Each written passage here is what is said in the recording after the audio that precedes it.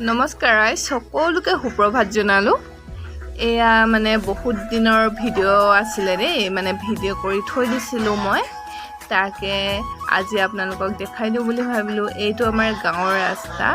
এনেই অলপ ৰাতিপুৱা মই মানে ফুৰিবলৈ যাওঁতে ভিডিঅ' কৰি থৈছিলোঁ, তাকে আপোনালোককো দেখাওঁ বোলো অলপ আমাৰ গাঁৱৰ পৰিৱেশটো, সেইবাবে দেখাই দিলোঁ। আৰু এইখিনি হ'ল আমাৰ বৰমাহঁতৰ খেতি, হাল বাই থৈ দিছে, তাৰ পৰা সেয়া কঠীয়া পেলাই থৈ দিছে। আৰু এতিয়া কিন্তু পানী বহুত হ'ল দেই, এইকেইদিন মানে বৰষুণ পৰিলে যে বহুত পানী হ'ল।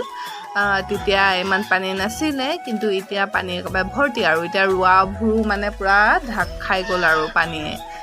আপোনালোকৰ ফালে বাৰু পানী হৈছে নাই জনাবচোন দেই। আমাৰ পিনে গোটেই পথাৰত পানী ভৰ্তি, আৰু এতিয়া পানীৰ অভাৱ নাই।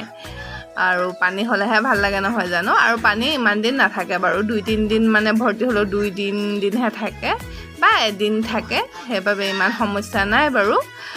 খেতি বাতি ইমান নষ্ট নহয়।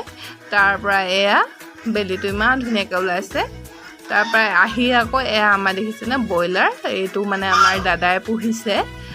4 কেজিমান হ'ল দেই, 4 কেজি 4.5 কেজি। তাৰ পৰা এইখিনি হ'ল আমাৰ ৰাজহাঁহ, পাতিহাঁহ।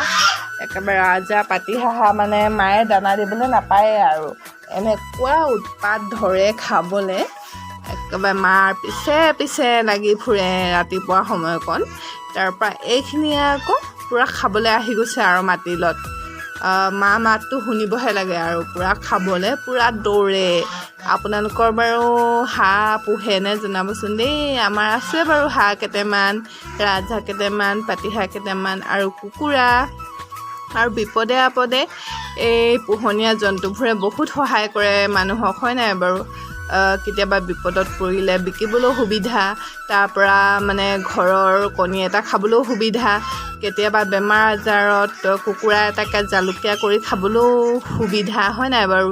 এনেকৈ খায়ে থকা হয় আমাৰ ঘৰত। আৰু ক'ব নালাগে আৰু বেমাৰ এটা পৰিলে আৰু জালুকীয়া খাওঁ বুলি কৈয়ে নহয় দেউতাই নহ'লে মায়ে। এইবাৰ ময়ো খালোঁ বাৰু কেইবাটাও দেই কুকুৰা। আৰু লোকেল কুকুৰাৰ সোৱাদটোতো বেলেগেই আৰু নহয় জানো, ব্ৰইলাৰে জানো ফেৰ মাৰিব পাৰিব। এয়া কেনেকুৱা লাগিলে ভিডিঅ'টো, ধন্যবাদ।